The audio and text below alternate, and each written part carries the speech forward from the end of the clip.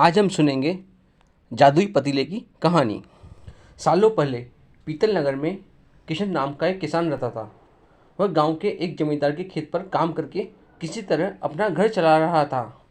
पहले किशन के भी खेत थे, लेकिन उसके पिता के बीमार होने के कारण उसे अपने सारे खेत बेचने पड़े।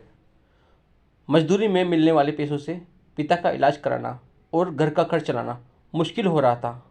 वह हर दिन सोचता कि कैसे घर की स्थिति को बेहतर किया जाए। आज भी इसी सोच के साथ किशन सुबह सुबह जमींदार के खेत पर काम करने के लिए निकला। खुदाई करते समय उसकी कुदाल किसी धातु से टकराई और तेज आवाज हुई। किशन के मन में हुआ कि आखिर ऐसा क्या है यहाँ। उसने तुरंत उस हिस्से को खोदा तो वहाँ से एक बड़ा सा पतीला निकला। पतीला देखकर किशन दुखी हो गया। किशन के मन में हुआ कि ये जेवरात होते तो मेरे घर की हालत थोड़ी सुधर जाती। फिर किशन ने सोचा कि चलो अब खाना खा ही लेता हूँ। किशन ने खाना खाने के लिए अपने हाथ की कुदाल उस पतीले में फेंक दी और हाथ मुंह धोकर खाना खाने लगा। खाना खत्म करने के बाद किशन अपनी कुदाल उठाने के लिए उस पतीले के पास पहुंचा। वहां पहुंचते ही किशन हैरान हो गया। उस पतीले के अंदर एक नहीं बल्कि बहुत सारे कुदाल थे। उसे कुछ समझ नहीं आया। तभी उसने अपने पास रखी एक टोकरी को भी उस पतीले में फेंक दिया। वो एक टोकरी भी पतीले के अंदर जाते ही बहुत सारी हो गई। यह सब देखकर किशन खुश हो गया और उस जादुई पतीले को अपने साथ घर लेकर चला गया। वो हर दिन उस बर्तन में अपने कुछ औजार डालता और जब वो ज़्यादा हो जाते तब उन्हें बाजार जाकर बेच देता। ऐसा करते करते किशन के घर की हालत सुधरने लगी। उसने इस तरह से बहुत पैसा कमाया और अपने पिता का भी इलाज करवा लिया। एक दिन किशन ने कुछ गहने खरीदे और उन्हें भी पतीले में डाल दिए। वो गहने भी बहुत सारे बन गए।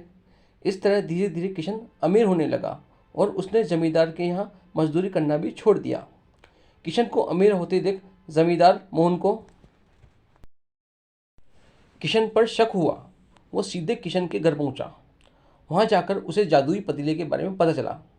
उसने किशन से पूछा, तुमने ये पतीला कब और किसके घर से चुराया है? डरी हुई आवाज में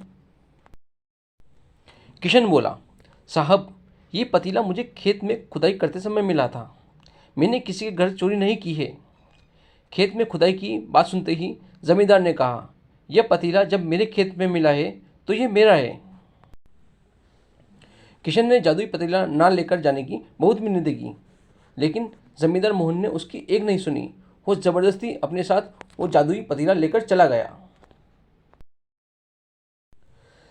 जमींदार ने भी किशन की तरह ही उसमें सामान डालकर उन्हें बढ़ाना शुरू किया। एक दिन जमींदार ने अपने घर में मौजूद सारे गहने एक एक करके उस पतीले में डाल दिए और रातों रात बहुत अमीर हो गया।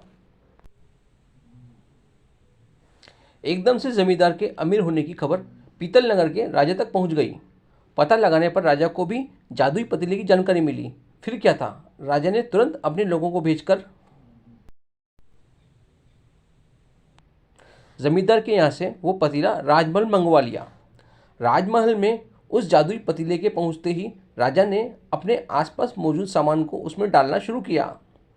सामान को बढ़ता देखकर राजा दंग रह गया। होते होते आखिर में राजा खुद उस पतीले के अंदर चला गया। देखते ही देखते उस पतीले में से बहुत सारे राजा निकल आए। पतीले से निकला हर राजा बोलता, मैं पीतल नगर का असली राजा हूँ। तुम्हें तो इस जादुई पतीले ने बनाया है। ऐसा होते होते सारे राजा आपस में लड़ने लगे और लड़कर मर गए।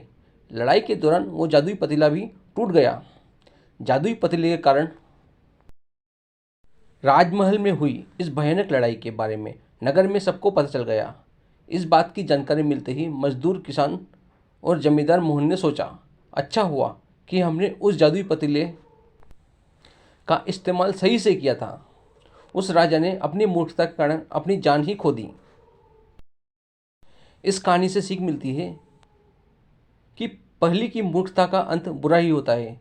दूसरी यह कि हर सामान का इस्तेमाल संभल कर करना चाहिए, अति हानिकारक हो सकती है। अगर आप चैनल पर नए हैं तो सब्सक्राइब कीजिए, वीडियो पसंद आए तो लाइक कीजिए, शेयर कीजिए। धन्यवाद।